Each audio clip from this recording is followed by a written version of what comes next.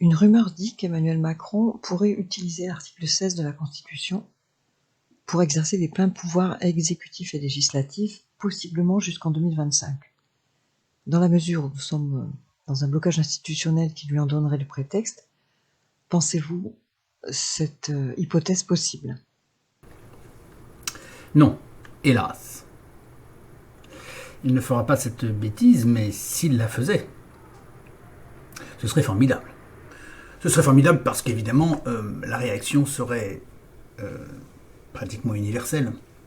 Il se retrouverait dans la situation du pitre Zelensky, qui prolonge son mandat au-delà du droit, parce que Zelensky n'est plus le chef de l'État ukrainien, il se maintient envers et contre le droit, dans l'illégalité totale. Donc si Macron faisait ça, en arguant de ce genre de subterfuge, évidemment ça ne passerait pas, et ça liguerait contre lui tout le pays. En tout cas, suffisamment de gens pour favoriser notre cause, qui est celle du renversement du système.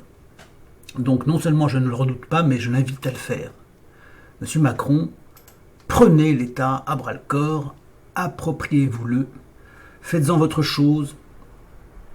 Nous avons appris que vous dépensez 324 000 € par jour. Vous qui disiez qu'il fallait faire des économies, des efforts, vous travaillez bien. Pour sabrer la République, vous faites un travail formidable. Et je pense qu'il faudra tôt ou tard vous décerner une récompense. Je ne sais pas laquelle encore. On va y réfléchir. Dans l'hypothèse où nous changerions de régime et où le peuple récupérerait son pouvoir, pensez-vous que nous puissions refuser de payer la dette faramineuse qui est la nôtre? Ah oui, ça j'en ai parlé, bien sûr. On va, de toute façon, elle ne peut pas être payée. Les Français ne peuvent pas payer chacun 30 ou 40 000 €, n'est-ce pas? Donc on ne la paiera pas. On paiera une partie, mais ce n'est pas très important de payer ou de ne pas payer la dette, en réalité, contrairement à ce que disent beaucoup de gens qui en parlent. La richesse, ce n'est pas tant un patrimoine que vous avez dans un portefeuille et qui doit être remboursé si vous le perdez. Ce sont des entrées d'argent. Vous perdez votre portefeuille dans la rue. Vous aviez 500 € dedans. Si vous passez votre année à vous lamenter sur cet argent qui a été perdu, vous aurez perdu beaucoup de temps. Il vaut mieux que vous gagniez dans le même temps 3, 4, 5 000, 10 000 €. La dette, c'est pareil. Il ne faut pas se focaliser sur cette dette, même si elle est colossale. Mais de toute façon, elle est tellement colossale qu'elle a perdu toute espèce de corrélation avec la réalité. Il vaut bien mieux créer de l'argent, créer de la richesse. Et créer de la richesse, la vraie richesse, hein, pas la fausse richesse comme on en voit en Occident. Parce que vous savez bien que l'essentiel de l'activité en Occident, c'est du service. Donc vous achetez un t-shirt au chinois, je l'ai déjà dit, hein, mais vous achetez un t-shirt au chinois à 1 €, vous le revendez 25 €, vous déclarez un PIB, une activité de 24 €. Mais c'est du bidon, il n'y a pas de richesse équivalente, c'est simplement que vous avez fait une marge. Et l'Occident, c'est très largement ça, puisque c'est un continent du service. C'est un ensemble de continents, enfin en tout cas 2 continents principaux, que sont l'Europe et les États-Unis, avec des satellites un peu partout dans le monde. L'Océanie, l'Australie, etc., tous ces systèmes, Nouvelle-Zélande, tous ces systèmes qui vivent essentiellement de services, se leurrent beaucoup sur la richesse qu'ils produisent. Il y a une mouche qui vole autour du micro, c'est insupportable, on se croirait dans une cage à poules. Bon, et puis tenez compte du fait aussi que toute l'activité des administrations est prise en compte dans le calcul du PIB, de la richesse occidentale. Donc quand on dit que nous sommes des pays riches, on prend en compte toute cette activité, sans parler de l'argent de la drogue, des armes, de la prostitution, et tout ce qu'on met dans ce fameux PIB, dans cette richesse de l'Occident. Il y a beaucoup de choses qui sont purement fictives, en fait. Donc il ne faut pas se laisser leurrer par tout ça. On se leurre aussi beaucoup sur la dette. C'est de l'argent fictif, pour l'essentiel. Donc on ne rembourse pas, ça n'a aucune importance. En revanche, à ceux qui ont misé dans cette dette, et qui d'une certaine manière pour beaucoup ont misé sur l'effondrement de notre économie, si ce sont des gens qui sont sensés et qui savent compter, ils verront très rapidement que nous allons créer de l'argent, et donc créer bien davantage, enfin créer de l'argent, créer de la richesse, et donc bien davantage que le montant de la dette. Assez rapidement, parce que nous aurons une machine qui produira en permanence. Et ça vaut tout. C'est ça la sortie. La porte de sortie, c'est créer de la richesse. C'est pas essayer de rembourser ce qu'on ne pourra pas faire. Que va-t-il se passer pour les chrétiens? Vous dites qu'ils sont persécutés. Ils vont l'être très certainement beaucoup, c'est annoncé depuis 2000 ans, de toute façon on le sait. Et ça nous a été rappelé régulièrement, les chrétiens seront persécutés, ils l'ont déjà été au XXe siècle, souvenez-vous-en, ils ont été les plus persécutés du XXe siècle, c'était le siècle antichrétien par excellence, le XXe siècle. Ce qui a été complètement occulté par les médias, et cela il ne faut pas l'oublier. Ces médias, ces livres d'histoire, ces universitaires, ces historiens qui ont parlé du XXe siècle n'ont pas dit que c'était le siècle de l'antichristianisme par excellence. Or, ça a été surtout ça. Eh bien, il y aura, dans les soubresauts de la bête, au moment de sa mort, il y aura des tentatives de sa part de faire tout son possible pour éliminer le maximum de chrétiens, mais aussi de la pensée chrétienne. C'est ce qu'elle fait en ce moment. Elle essaie d'éradiquer mais maintenant maladroitement, beaucoup moins finement qu'elle ne l'a fait par le passé, les restes de pensée chrétienne. Celle-ci est toujours vivante et pousse de très beaux rameaux. Le patrimoine chrétien, lui, il est intact et il fructifie. Et c'est ça sa force, c'est ce que je disais sur la dette. Sa force, c'est qu'il est capable de s'adapter au temps nouveau et de répondre aux nécessités vivantes. Ça n'est pas une espèce de musée testamentaire et une attente fondée sur rien. Vous voyez ce que je veux dire? C'est quelque chose de vivant. C'est une parole qui a une efficacité au quotidien, dans les moindres choses, comme dans les grandes. Donc oui, il y aura des persécutions parce que dans son ultime tentative, la bête dont parle M. Macron fera tout son possible pour en finir une fois pour toutes, ou pour faire le maximum de dégâts. Et donc il est très certain qu'en Occident en particulier, les chrétiens subiront à nouveau des persécutions. Il faut vous y attendre. C'est pour ça que je dis aux chrétiens, partez. Je le dis, je le répète, partez, partez, partez avant qu'il soit trop tard. Ou alors vous figurerez, vous aurez l'occasion de figurer de magnifiques martyrs.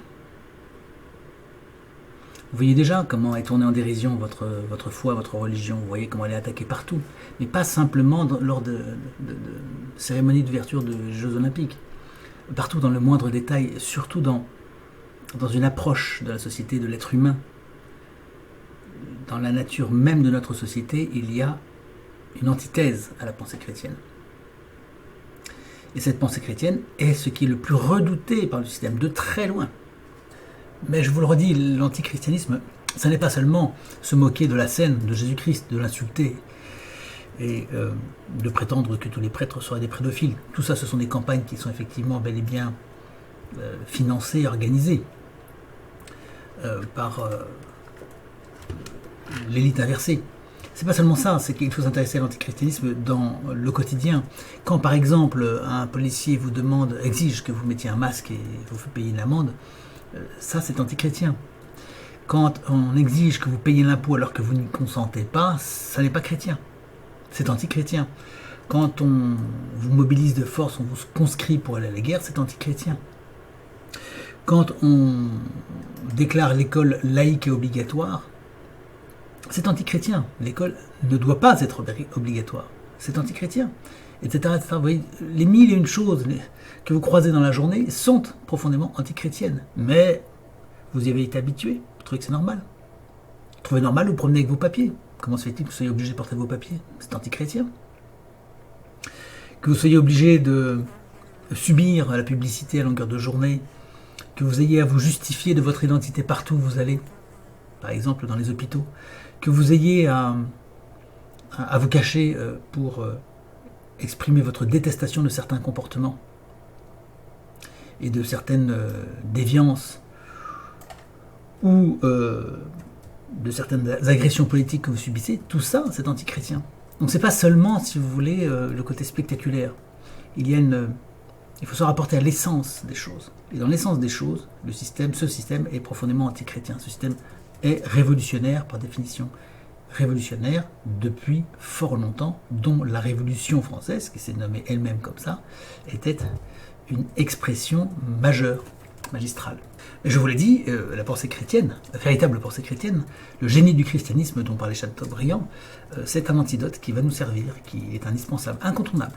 Et d'ailleurs, plus ça ira, plus on reconnaîtra ceux qui sont dignes de cette pensée et ceux qui n'en sont pas dignes. Et je vous le dis, entre nous, il est inutile de miser sur des gens qui n'ont pas la foi, parce que ça ne donnera pas grand-chose sur le long terme. Ils n'auront pas cette foi qui leur permettra de traverser les épreuves, de travailler hardiment, d'avoir ce courage nécessaire. Alors vous, qui êtes restés fidèles au poste, eh bien on peut dire que même si vous n'êtes pas chrétien, vous portez une foi en vous. Vous avez reçu quelque chose, donc ça existe en vous, même si vous n'êtes pas chrétien déclaré. Vous portez en vous déjà une foi. Mais sans cette foi-là, quand vous croisez des gens qui sont trop éloignés d'avoir quelque chose en eux qui y ressemble, à ce moment-là, ne perdez pas votre temps, parce que vous n'obtiendrez pas d'eux qu'ils fassent le strict minimum. En tout état de cause, la pensée chrétienne est véritablement redoutée. C'est l'ennemi absolu du système. L'ennemi prioritaire. L'islam, c'est secondaire pour le système.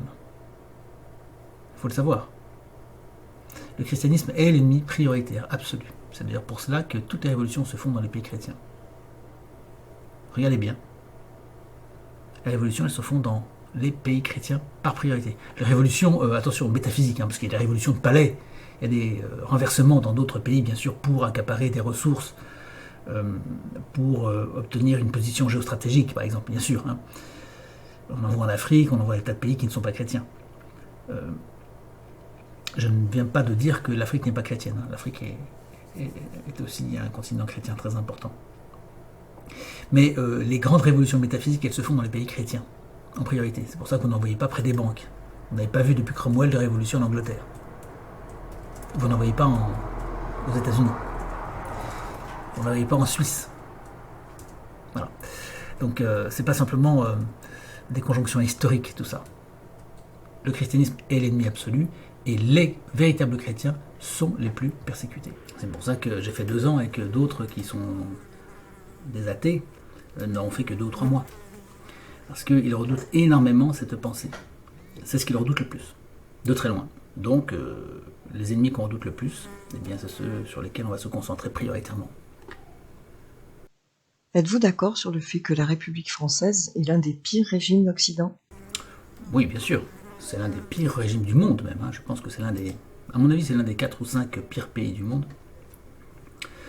Non pas, encore une fois, que nous soyons tous dans des camps de concentration, comme peut-être en Corée du Nord. Sans doute, il y a des choses extrêmement difficiles, et effectivement, en Corée du Nord, je ne crois pas qu'il soit douteux que les choses soient extrêmement difficiles pour nombre de personnes. Je ne vais pas prétendre le contraire. Je pense que c'est extrêmement difficile. Dans tous les régimes communistes, la situation a toujours été très difficile. Donc non, nous n'en sommes pas à cela. Mais pas à certains égards, c'est pire qu'en Corée du Nord. À certains égards. En particulier pour ce qui est de la manipulation des consciences. En Corée du Nord, vous savez que vous avez un... Alors c'est vrai qu'il y a une manipulation d'esprit très très puissante et très bien faite en Corée du Nord aussi. Parce qu'il y a une incapacité, une inhibition de la critique de l'État par l'individu. Mais nous l'avons ça aussi chez nous de plus en plus. Et nous avons d'autres vices que la Corée du Nord n'a pas. C'est pour ça que je dis qu'à bien des égards, c'est pire. La Corée du Nord conserve plus ou moins une morale publique, conserve une vision de la société, une vision qui était celle, j'ai déjà dit aussi, qui était la plus courante dans les années... où le communisme a pris le pouvoir, c'est-à-dire qu'au début du XXe siècle, il y avait encore une vision qui est restée telle dans les sociétés communistes. Le communisme a pétrifié une situation, a muséifié, si vous voulez, les choses. C'est pour ça qu'elle a fait descendre d'un coup, bien sûr, la société. Vous voyez ça avec le bolchevisme en Union soviétique et ailleurs. Tout a baissé tout d'un coup. Et ensuite, c'est resté sur une ligne plate, pratiquement. Du point de vue moral, du point de vue de l'éducation, du point de vue de l'instruction, ça n'a pas bougé. Alors que nous avons continué à descendre sans avoir ce contre-coup en 1918, au moment de la révolution bolchevique. Nous avons eu des contre-coups successifs plus lents, mais plus constants et irrésistibles. Ce qui fait que, tandis que l'encéphalogramme, si vous voulez, sociétal, communiste est resté plat, bien nous, on a continué à descendre, et on a fini par descendre en dessous du niveau du bolchevisme, à bien des égards. Vous voyez ? Donc nous sommes tombés très bas, et c'est pour ça qu'on en arrive à des drag queens, etc., toute cette décadence, cet esprit dégénéré, que les communistes n'ont pas. À Cuba, ils ne le tolèrent pas, en Corée du Nord, ils ne le tolèrent pas, et dans les anciens pays satellites, communistes ou satellites du communisme, ça n'est pas toléré non plus. Vous voyez, c'est ça le miracle, en fait. Le retournement des temps, c'est extraordinaire quand même, parce que le communisme a été le ravage essentiel de l'humanité au XXe siècle, lequel a, je l'ai dit tout à l'heure, beaucoup fait payer aux chrétiens en particulier. Et puis, à l'autre bout de l'histoire, c'est-à-dire 100 ans plus tard, ce communisme a généré des pays qui ont muséifié une manière d'être qui aujourd'hui répond au décadentisme occidental. C'est absolument extraordinaire. Il y a un retournement absolument extraordinaire que nul ne pouvait prévoir.